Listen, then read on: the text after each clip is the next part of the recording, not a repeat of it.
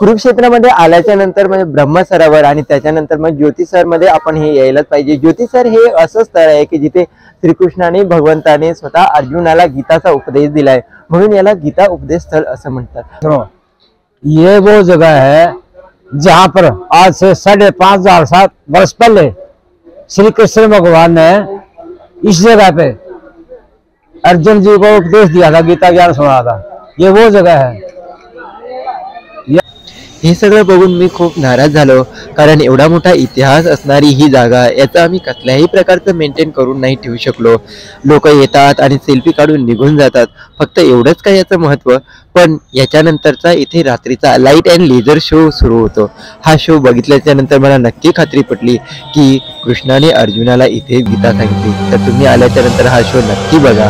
समय सदा गतिमान रहा, बहता रहा, चलता रहा, और मैं अचल अटल अडिग यही एक जगह गड़ा रहा, खड़ा रहा, पर फिर भी हम साथ थे, क्योंकि समय के अनादि अनंत अखंड छेद अभेद अनवरत प्रवाह को मैंने अपने इसी स्थान से ठौर से सतत सनातन निरंतर देखा है। इसी स्थान से मैंने थानेश्वर महादेव या स्थानेश्वर को इस धर्म क्षेत्र में आते देखा है। इसी स्थान से मैंने सारी सृष्टि के रचयिता प्रजापति ब्रह्मा को विष्णु जी की नाभि से स्वयं सर्जित होते देखा है। इस जगह से मैंने सरस्वती की धर्म धारा को कलकल कहते निहारा है, और इसी ठौर से मैंने वृषदवती नदी को प्रवाहित होते देखा है। यही बड़े खड़े मैं साक्षी रहा हूँ ब्रह्मा जी के ब्रह्म सरोवर बनाने और उसमें नहाने का। यहीं से मैंने सन्निध सरोवर में 7 सरस्वतियों को समाहित होकर अवलोकित किया है, और इस ज्योतिसर से तो मेरा जन्म का नाता है। इस सरोवर के किनारे जन्म लेकर इसके जल से सिंचित होकर इसी स्थल पर इतिहास को बनते बिगड़ते बदलते देखा है। आपके सम्मुख विद्यमान इस वट वृक्ष ने इस पुरातन पवित्र पावन ब्रह्मावर्त में मैंने वेदों को अवतरित होते और पुराणों को विरचित होते देखा है। फिर अष्टांग धर्म स्थापित करने वाले सत्यनिष्ठ दानी दयालु प्रतापी राजा कुरु के समय मैंने इस क्षेत्र, इस धर्म क्षेत्र को कुरुक्षेत्र कहलाते भी देखा है। भरत कुल और कुरु वंश के वंशज राजा कुरु का समय ऋग्वेद का काल कहलाता था, जब आर्यों के इसी उत्तरवेदी ब्रह्मवेदी आर्याना में अपौरुषेय वेदों का अवतरण हुआ। इस पवित्र भूमि ब्रह्मावर्त में मैंने सहस्त्राधिक हवन कुंडों की यज्ञाग्नि में मंत्रोच्चार के साथ पुत्र की समिधा पढ़ते और पूरी धरती को सुगंधित धूम्र से सुवासित होते भी देखा है। फिर कुरुराज के प्रपौत्रों कौरवों और पांडवों के समय मैंने इसी कुरुक्षेत्र को युद्ध क्षेत्र में बदलते देखा है। केवल 5 पद तो मांगे थे पांडु पुत्रों ने, पानीपत, सोनीपत, बागपत, तिलपत और इंद्रपत, पर जब 5 गांव देने से भी मना कर दिया धृतराष्ट्र के पुत्रों ने, तो युद्ध अवश्यम भावी हो गया था। एक ऐसा युद्ध जिसमें एक वंश, एक नगर, एक राज्य, एक राजधानी, एक देश, एक संस्कृति, एक युग नहीं, पूरे भारतवर्ष को महाभारत नाम की रक्त रंजित मृत्यु और महानाश के मुख में धकेल दिया था।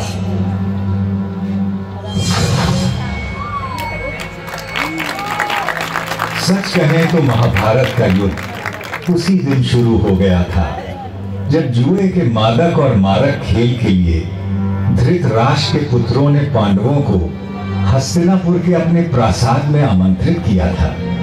जिसे द्यूत का व्यसन हो उसे जुए की चौपट से दूर रखना असंभव होता है।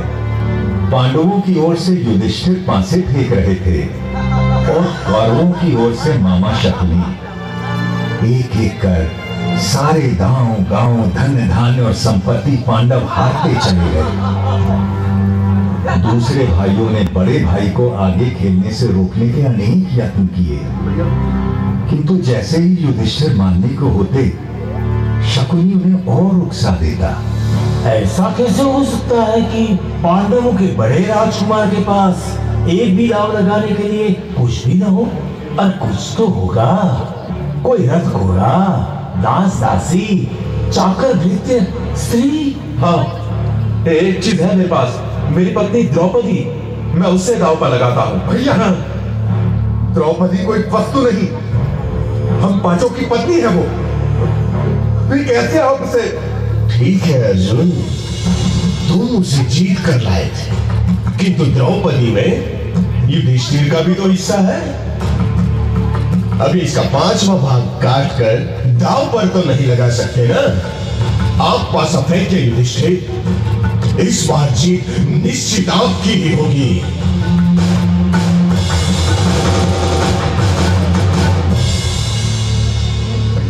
नहीं,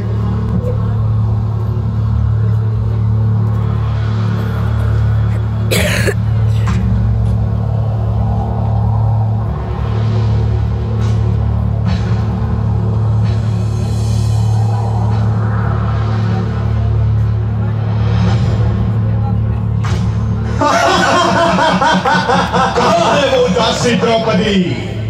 सुशासन, उसे इस दरबार में ले आओ, दुनिया तो देखे कि मैंने आज क्या जीता है।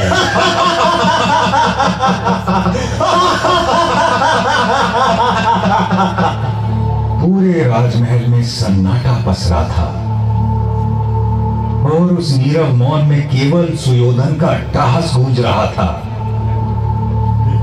इधर सुशासन द्रौपदी को उसके केशों से घसीटता हुआ दरबार के बीचों बीच ले आया था।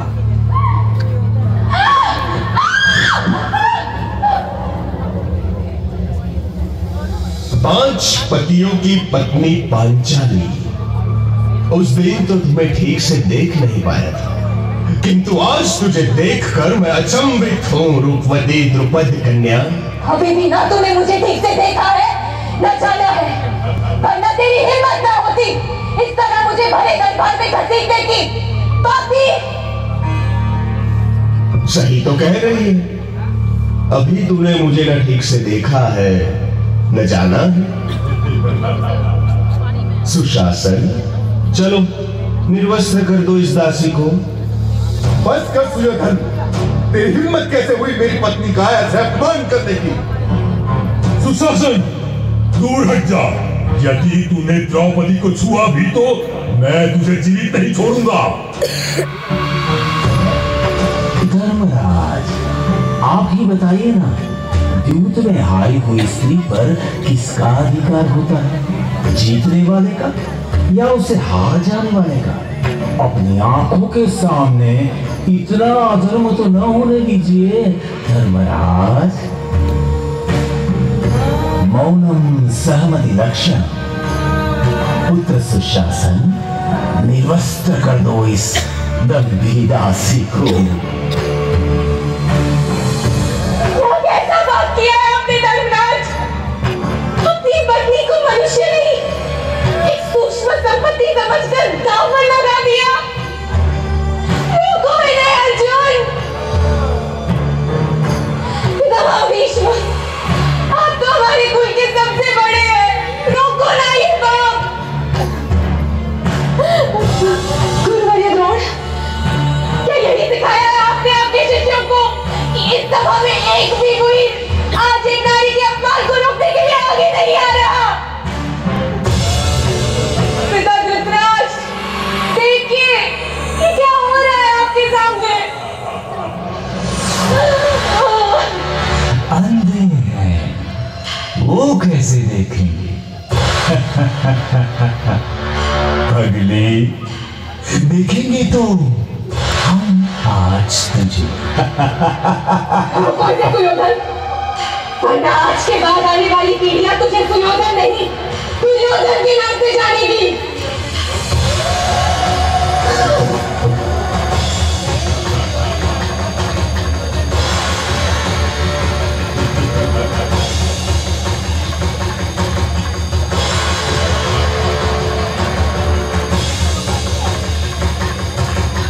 सखा, हे कृष्ण, हे कन्हैया, कोई बचा सकता है लाज अपनी इस सखी की।